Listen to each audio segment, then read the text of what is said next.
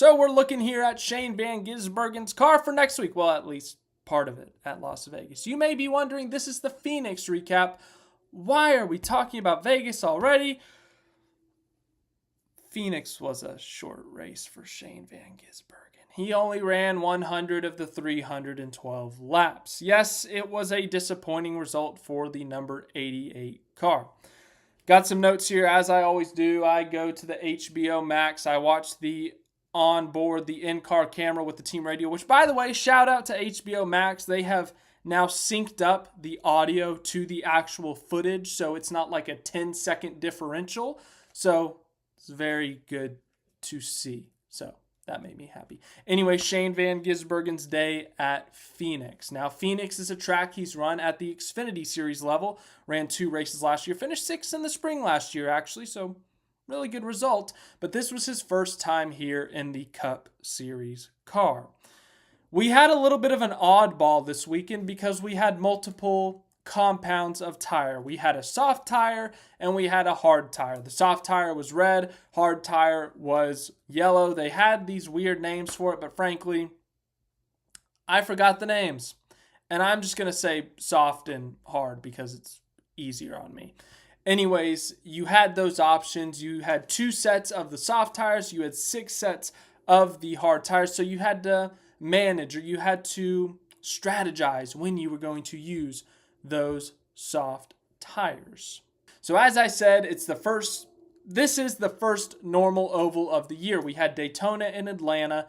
Those are super speedways. Those are wonky. Those get flooded with wrecks, as you guys already know. But this is the first normal racetrack where the field can get spread out. We see the normal contenders up front, and yeah, it's a normal oval, to put it lightly. But as I said, we had this added complexity with the different tire options. So this was SVG's first ever Cup start at Phoenix. We already talked about his Xfinity days at Phoenix, but this was his first Cup start. It's a very complicated track. There's no track we go to like this. Both sets of corners have different degrees of banking. I got written down here, turns 1 and 2 have 9 degrees of banking. Turns 3 and 4 have 11. Another interesting kind of thing about Phoenix is it has a dog leg on the front stretch, so you can run the normal racing line up top on the banking, or you can literally chop down all the way near pit road, essentially cut a corner, but it's not technically a turn, so there's no like track limits, but you can cut that turn and you can go on your merry way and try to make a pass. It's a multi-groove track in a sense, but it's extremely difficult to pass here. But the different tire compounds made it possible to pass here this weekend. So SVG had a full practice session, actually. We had 45 minutes because of the different tire compounds. But in terms of qualifying, he qualified 29th. First trip to Phoenix, complex racetrack, P29. So lap 10, it already gets spicy. It already gets exciting. There's already, for Shane Van Gisbergen himself, I think there was already a big-eyed moment, like a, oh my God. Ricky Stenhouse Jr. goes spinning. I can't exactly remember how the incident got started, but Ricky Stenhouse is spinning. SVG's right there to witness it. Has to hit the brakes really hard. All good. Thankfully, no damage on the 88. He's able to survive. He's up to 24th at this place because he had made a couple of passes. I think he was up to 27th. And then, of course, you got a couple guys spinning out and a couple other guys pitting for the soft tires. So now he's up to 24th on whatever it is, lap 15. So then we get a restart, and then on lap 22, he keys his radio. And remember, they have not pitted at this point, so this first stage was really short, only 60 laps. Only reason you're going to pit here is if you're putting on the soft tires, which we saw Ryan Preece do. And Ryan Preece put on those soft tires and went from 33rd to 3rd. So on lap 22, he comes on the radio, and he says, so loose on entry. And he said it like, so loose on entry, like, kind of like, this is crazy, like how loose this race car is, desperately need an adjustment. Also said it was loose on exit 2. Side note, he had a really good battle with Ty Gibbs. It was for 32nd place. But watching the onboard, seeing them exchange the position, switch lines, kind of go back and forth with it, it was pretty fun to watch. It was for 32nd, but hey, it was fun to watch, and that's what racing's all about. So stage 1, he ends up finishing 33rd, just barely on the lead lap, but on the lead lap. So that's a good start to the stage.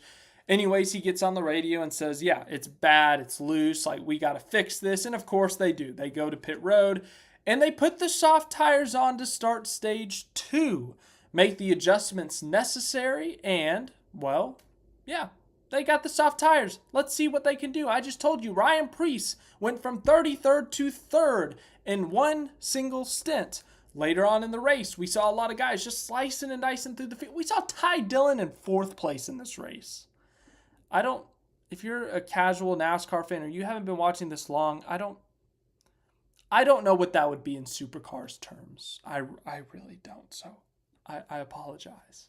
He also said that he burned the right rear off, which I'm sure did not help with the looseness.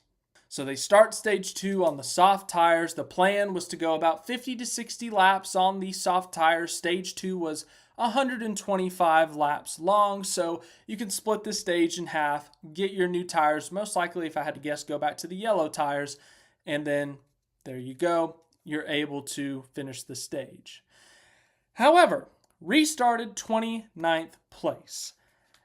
And right off the bat, those red tires kick in because they're soft tires that are able to slice through the field. It's kind of like Formula One. The soft tires are quicker immediately, but as the run goes on, they fall off. So this group of cars that included SVG, Daniel Suarez, Justin Haley, and 3 or 4 other cars, you could see them slicing and dicing through the field, making positions. SVG gets up to about 25th, 24th. This is like the first lap. He's already able to make up 3 or 4 positions. Todd Gilliland gets shot up the racetrack. Got to be honest, I don't know who got shot up the race or who hit him or who pushed him up the racetrack, but the point being, Todd Gilliland in front of SVG. SVG's got to hit the brakes or else he's going to wreck Todd Gilliland, and he drops back to 33rd place. So already these soft tires have been working great, but 3 turns in, you got to slow down for a car getting shot up in your way. Nothing you can control. But he made some progress, made his way up to 17th when there was a caution on lap, 92. So on lap 92, he's already made his way up to 17th. He's made up 12 positions since the restart. Really good progress. Got some good track position at this point of the race. Only problem is that the caution came pretty quick. It came about 22 laps into this run, so you didn't get the full effect of the red tires or of the soft tires, but you gained a lot of track position. It's really good to go from 29th when you're running 26th to 30th in that first stage or 33rd to get up to 17th because of the strategy call. Track position, you take it. And this is my last page of notes, so you can see where this is going. In fact, I think I said it at the beginning. He said it was a bit tighter, the car, but he said it felt better compared to the beginning of the race. Obviously, those soft tires with the grip they had, I'm sure, helped. Pointed out that there was some things that happened on the restart that messed him up. Obviously, as I stated, Todd Gilliland getting shot up in front of him. Nothing you can do. So under this caution, they go down pit road. They put the hard compound tires on. I think the entire field pits here. They come out 19th. They restart 19th, and that's the day. Yes, there was a wreck. There was a giant wreck at Phoenix. Biggest wreck I've seen at Phoenix since 2011. But everyone starts wrecking in front of him. There was literally nowhere SVG could go. 2 cars are airborne at one point. Briscoe and I think Hocevar were airborne. And SVG ends up finishing 31st. The instant they wrecked, he said, I think it's done. I think we're done. They brought it back to the pits. They assessed the damage. They had him run a lap on the apron just to see, could you steer it? What could you do? Took it back to the garage. They did a quick check to see if it was repairable because, of course, every point matters. Every position is a point. Unfortunately, the damage was beyond repair. Shane Van Gisbergen finishes his Cup Series debut at Phoenix in 31st, or his Phoenix debut in the Cup Series. Anyways, so rest in peace, Phoenix car.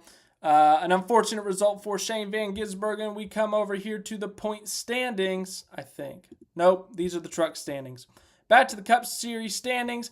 back out of the play. Well, I guess he was technically still out, but he only falls to 22nd. He was 18th last week, only to 22nd, so not a catastrophic drop, but he's 22nd in the points after week 4. Going to Vegas next week, Red Bull will be on the car, which is why I was showing you this.